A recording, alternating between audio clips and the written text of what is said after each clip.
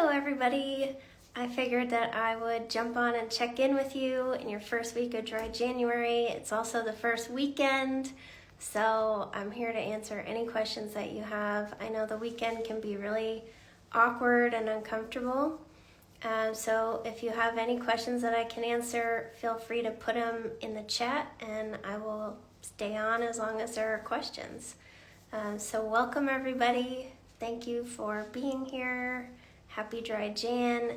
Down 6 pounds already. That's amazing. Congratulations. That's a big win. How's everybody else doing? 7 days. Congratulations. Any questions that you have about anything, just put them in the comments and I'll answer it for you. We're supposed to be getting a snowstorm tonight. So after this, I'm going to go stock up on snacks to make sure that I'm fully prepared for the snowstorm. Welcome everybody. Anyone have any questions? Also, yesterday's episode was all about unexpected things that might happen when you quit drinking, so you should check on that if you haven't listened to it. I know that there are a lot of things that happen that are kind of surprising, like your first drinking dream. That can be a weird one. Or everybody talks about like how amazing your skin's gonna get, but then you get a bunch of acne when you quit drinking. So make sure that you go listen to that if you haven't. And Jess, thank you so much for listening to all of my episodes. It's a big commitment because they're very serious episodes. I love when people tell me that they binge my show because it's not an easy one to binge. Oh, you had your first drinking dream last night. They are freaky and they're very scary. So I hope that you felt okay when you woke up. 75 days, congratulations. I'm glad that you like my moderation episodes because that's my favorite topic. I love destroying people's hope that they will be able to moderate their drinking someday. I'm actually about to post a video on YouTube too, 2 hours from now, from the live speaking event that I did a couple days ago, where I talked about why we can't moderate. So if you want to watch that, that'll be on my YouTube. Any questions that I can answer? Almost a year and a half sober. You've been so relatable and such a help. Oh, I'm so proud of you. I'm so proud of you, Dana. That's wonderful. Having problems falling asleep. That's really common. I have an episode 75 is all about sleep. But insomnia is common when you quit drinking because alcohol helps us fall asleep faster. And in the withdrawal stage, your brain is just more excitable and active than normal, and that makes it harder to fall asleep. And if you're someone that has anxiety, you may also have increased anxiety when you first quit drinking, which makes it harder to fall asleep. Some things that can help, you can get a meditation app or an app that you like fill the circles up with your breath. I like the one called Breath Work. You could take melatonin. Make sure that you're getting all of your vitamins and everything and turning screens off. Something that helps me a lot too with sleep is CBD. If you're comfortable with that. I use Tenassi. I think that the code from my podcast is still active. They were my sponsor last year. So the code POWER, if you want to try Tenassi for yourself, they're my favorite. I've tried a lot of brands and Tenassi will just like knock me right out. If I feel a little anxious when I go to bed because I have a lot of stress, it just knocks me out. So you could try that, but it will definitely get better. And then you'll have that amazing sober sleep that everyone is talking about. Any other questions? I can't stop drinking because I have restless legs. I'm really really, really sorry to hear that. I know that can be a big struggle for people. I do not have any expertise on that, but I would talk to your doctor, because you might not realize, but the drinking might make it worse.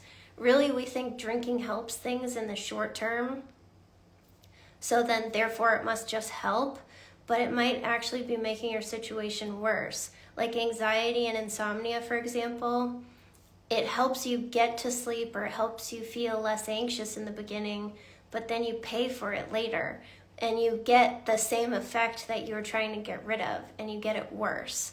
So it may actually be making your restless legs worse. And then you keep drinking to manage the problem that alcohol is worsening.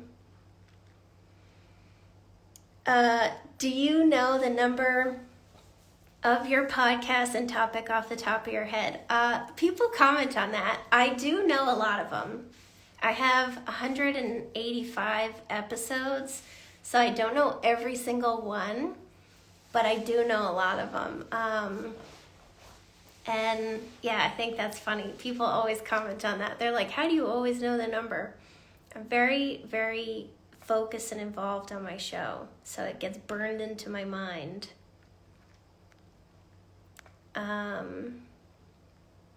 Any questions that are coming up that I can answer for you guys?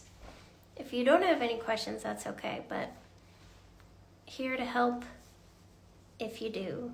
And if you don't, we can all go back to our Saturdays. So last call for questions. Let me know if anything's on your mind.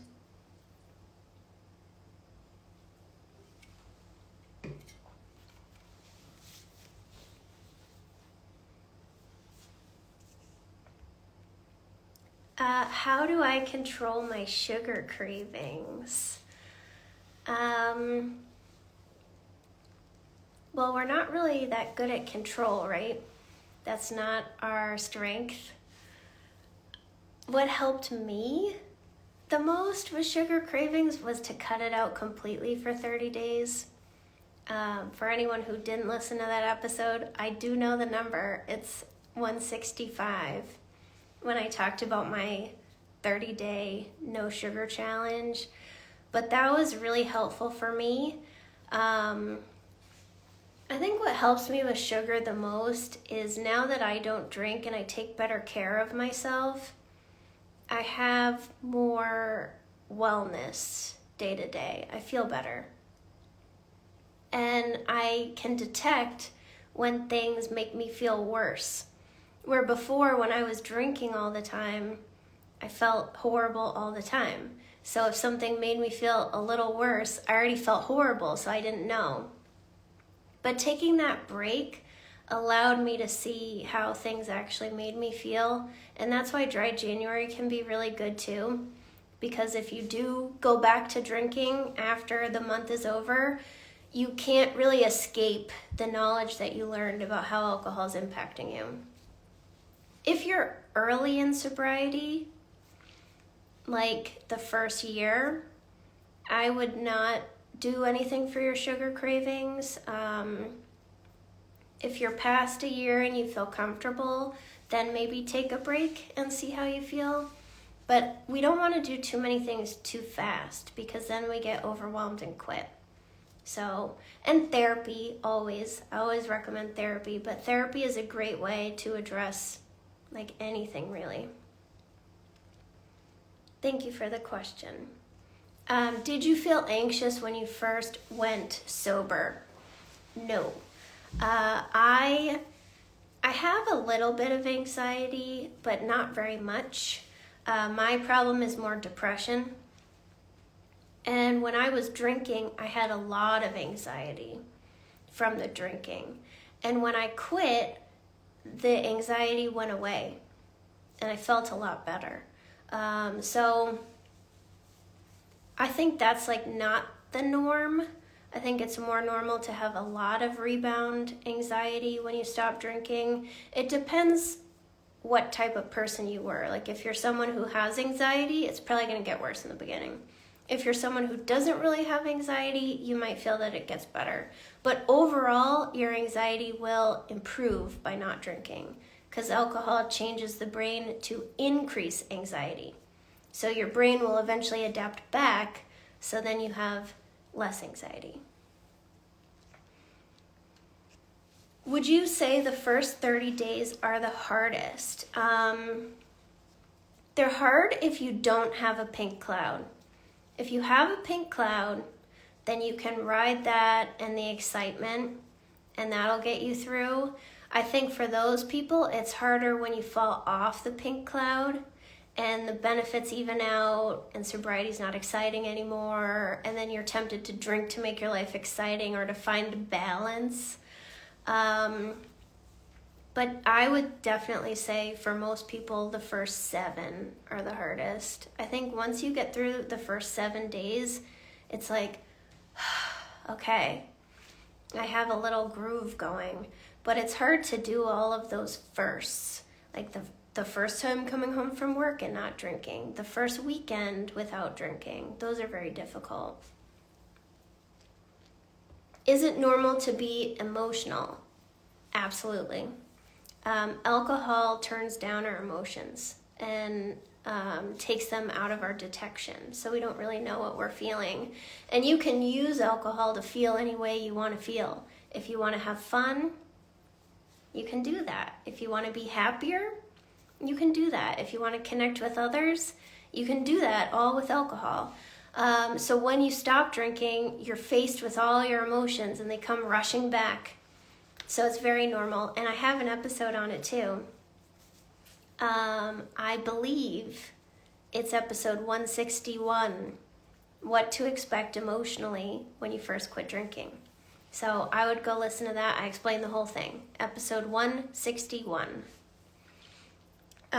Do people tell you that you have a very soothing voice?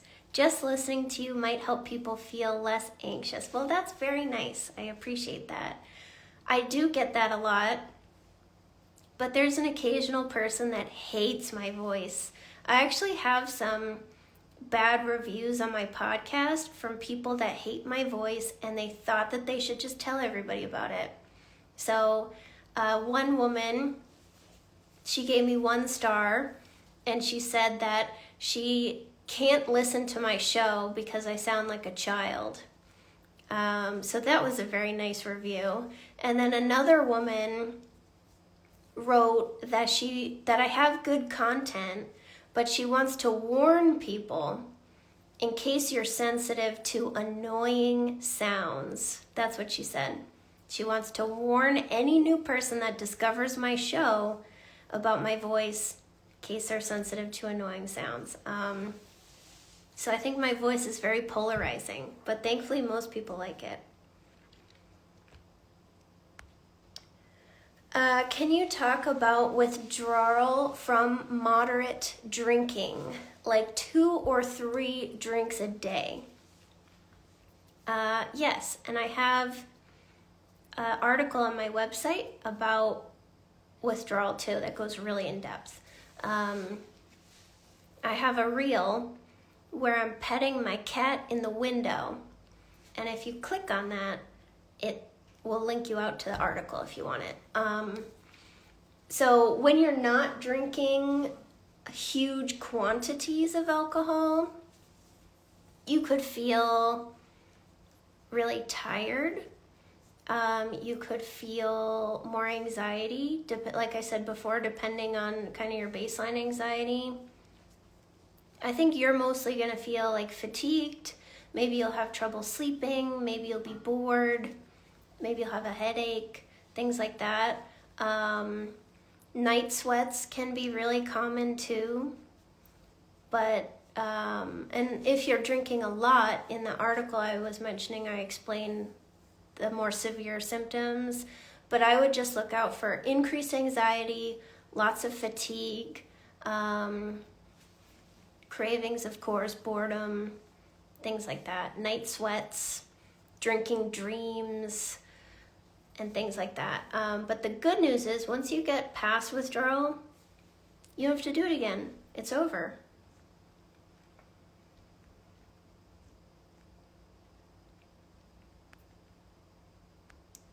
Any other questions? I tried and I failed. Well, that is obviously not ideal, but it's okay. I would get curious about why.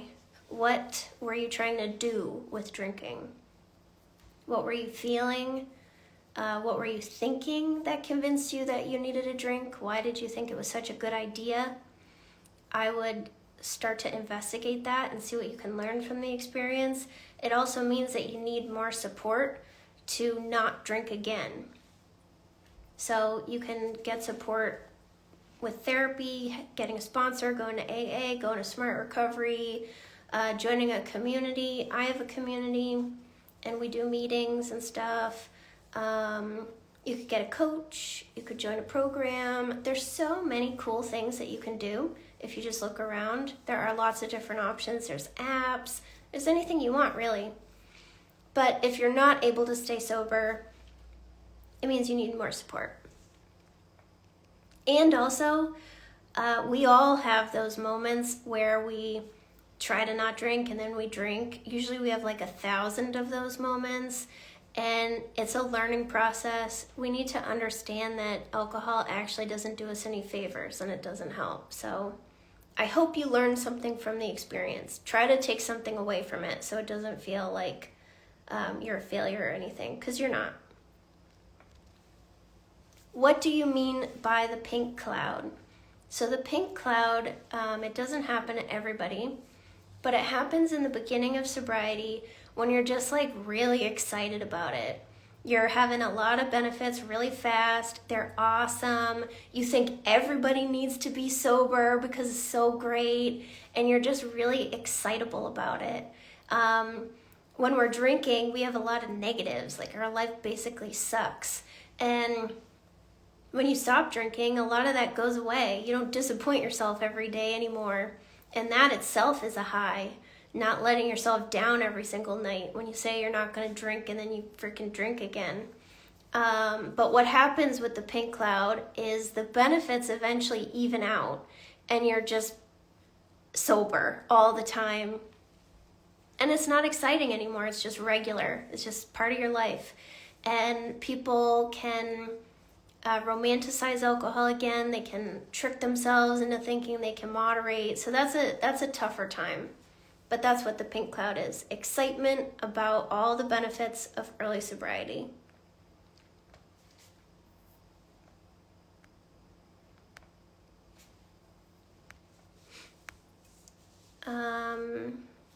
I'm going to my first bachelorette party sober. Any tips? Well, first of all, you got this. I hope that you have a sober friend, a coach, a community, someone that you can like check in with, or multiple people, some kind of group in case you're feeling uncomfortable. That can be really helpful, to take a break and just go check in with a person or people who get what you're going through. I would say have an exit plan. I like the Irish goodbye personally, where you just ditch and you don't say bye to anyone. That's my favorite. Leave early. And what helped me is to plan something nice for myself after parties. So then I could visualize doing that nice thing when I was feeling uncomfortable at the party. And the first hour is going to be the toughest for you. And that's it. Once you get through that first hour, you're going to realize like, wow, I don't actually need stupid alcohol to do anything. I'm having an okay time by myself. I would also think about how you're going to answer any questions if they come up. When you quit drinking, it's not necessarily that everyone wants to pressure you. They may just notice that you don't drink anymore and they're asking about it. So I would have in your mind like how you plan on answering that question. And I have a podcast episode on that too, if you want to listen to it.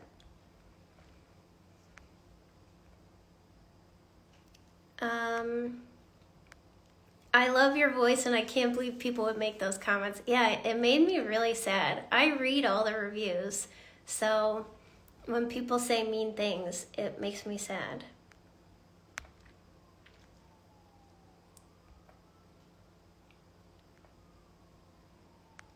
Any other questions that I can answer? Trying to find them.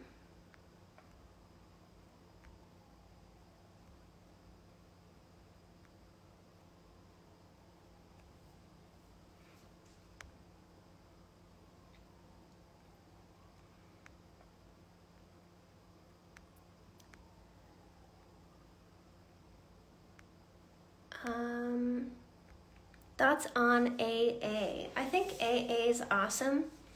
I agree with a lot of their principles and their thoughts on things.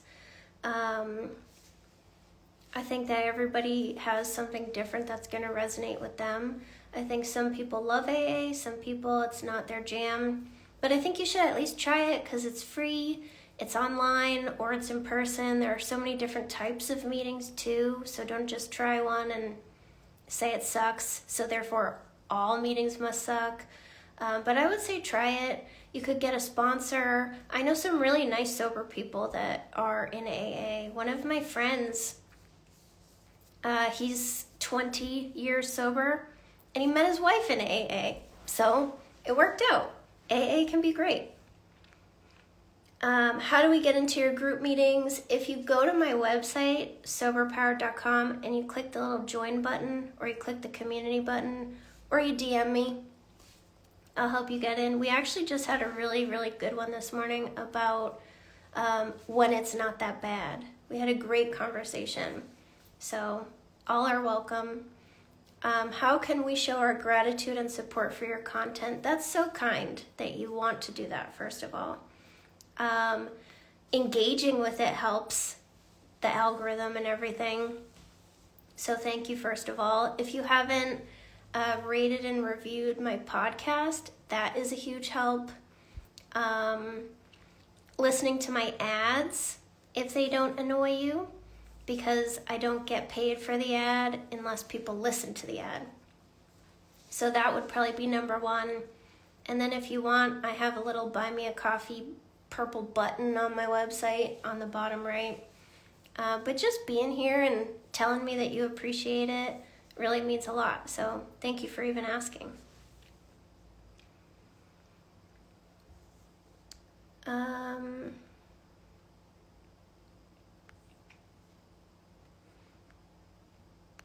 Anything else on your mind that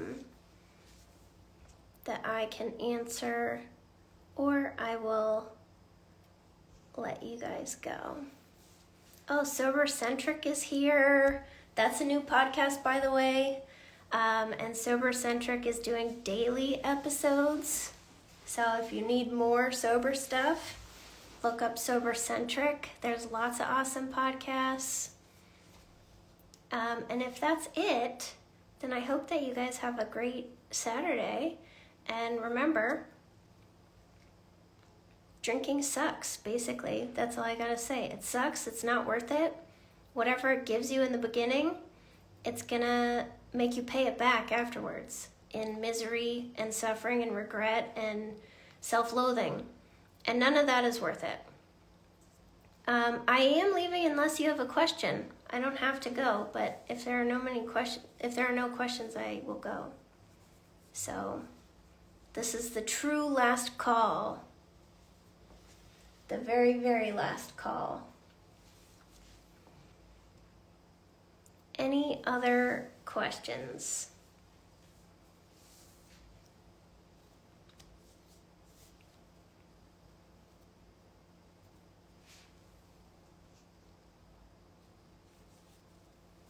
Oh, that's so nice, Valentina. Wow, thank you. What a nice thing to say.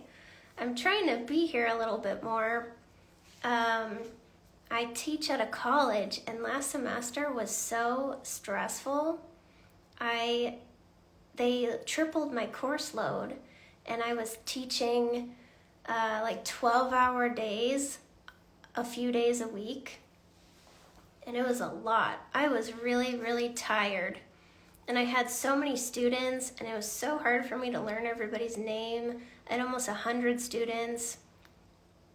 And the semester starts again on Wednesday, but I'm not teaching as many classes. So I think I'll be more normal. And I did go to Hawaii. I was in Hawaii right before the fires, actually. I got home like the day before. So yeah, I was there. And it was a great trip. And I have a highlight bubble on my page if you want to see the trip. Any other questions that you guys have before we go back to our Saturdays? I'm probably going to go to Starbucks because I haven't been yet today. And I guess that's it, guys. Thank you so much for being here. I appreciate you. And I'll be around, and I'll talk to you again soon. Bye.